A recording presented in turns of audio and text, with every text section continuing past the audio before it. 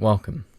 In this video, I'll lay out the ultimate and biggest picture understanding of the MBTI framework. This will give you an excellent understanding of not only how your mind works, but also other people in your life. Knowing this gives you a huge advantage in relationships and self-development.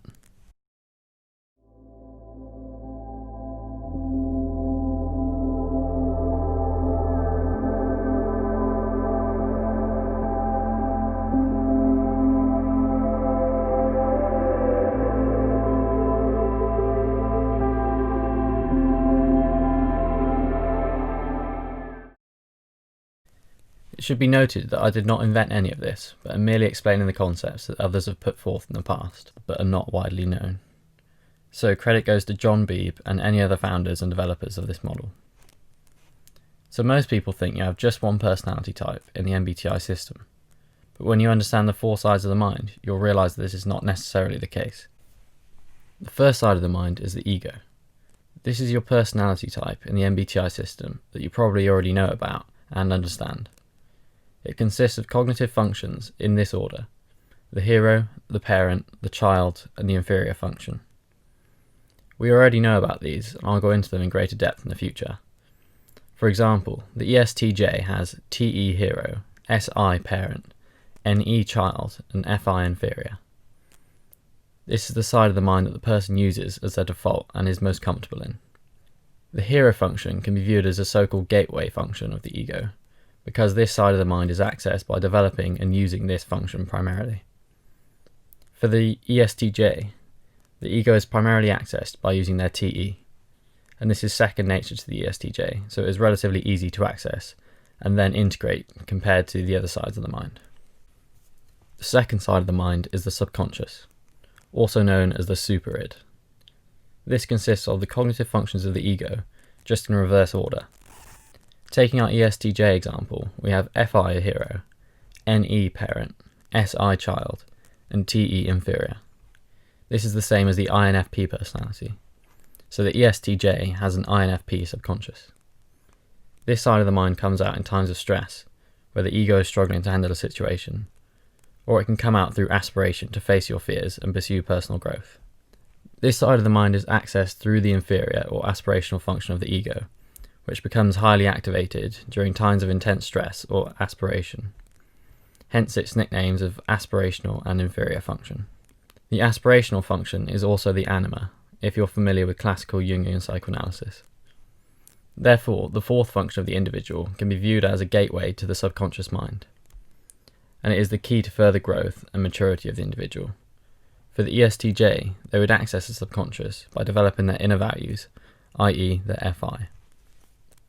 The third side of the mind is the unconscious, also known as the id or shadow.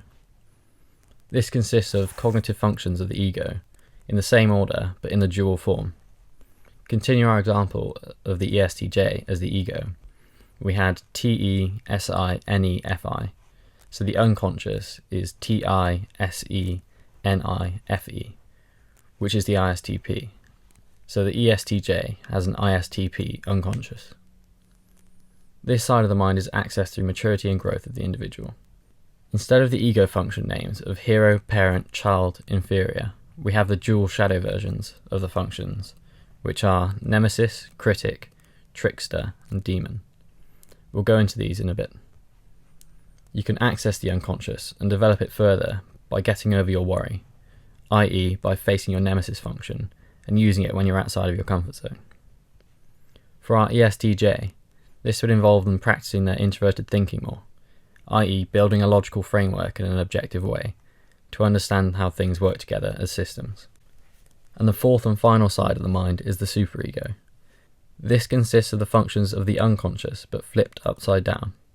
So the ESTJ has TI, SE, NI, FE unconscious. These flipped upside down give FE, NI, SE, TI, which is the ENFJ. So the ESTJ has an ENFJ superego. The superego wants to take the place of the ego, and does so when all three other sides of the mind fail in adapting to the environment.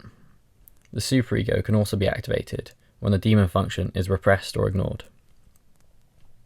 Remember, the superego has the cognitive functions of the unconscious but flipped, so the demon function is now effectively the hero of the superego. So when the superego is activated, this makes the demon function the most powerful and yet out of control function. So for our ESTJ, the demon function is FE. So when the superego is activated, the ESTJ is likely to manipulate those around them in social groups to further their personal goals in an unconscious, chaotic, yet powerful way. The superego opposes the ego. It can be viewed as the root of all evil in the psyche, and the goal is to integrate it, by first integrating the subconscious and then unconscious. The gateway to this side of the mind is the demon function. So once the other two sides of the mind are integrated healthily, practicing using the demon function in a more controlled way is the key to integrating the superego to work with the ego. For our ESTJ, this involves learning to be fair and empathetic to those around them, and generally being warm and sensitive to others' feelings, but this is no easy task for the ESTJ.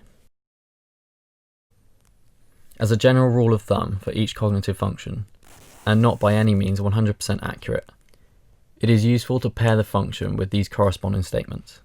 Let's use the example of the ESTJ again. For a hero TE, it can be stated, I am heroic with what others think. The thinking comes from the fact that the function is thinking. The others come from the fact that it is an extroverted function, and heroic from the fact that the function is in the hero slot. Next, they have SI as their parent function. Therefore, I am responsible with what I experience, is the corresponding statement. I because it's an introverted function, experience because it's a sensing function, and responsible because it's in slot 2, i.e. the parent function. You get the idea. Slot 3, or the child function, is NE. I am childish with what others want. And the last and inferior function of the ego for the ESTJ is FI, which corresponds to the statement, I am fearful with what I feel. The same can be applied to the other 4 shadow functions. So let's take the unconscious of the individual.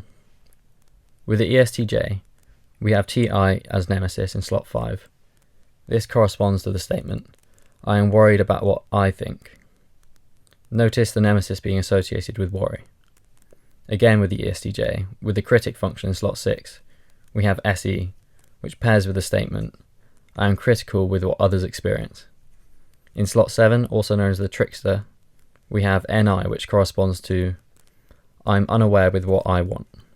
And finally in slot 8, also known as the demon, is FE, which pairs with I am demonic with what others feel. We'll go into these functions in greater depth in future, but for now those statements give you a great rule of thumb for roughly understanding how each of the cognitive functions operate in each personality type. We've covered a lot in this video, so I appreciate you watching through it, and you can always revisit it if you don't understand it fully.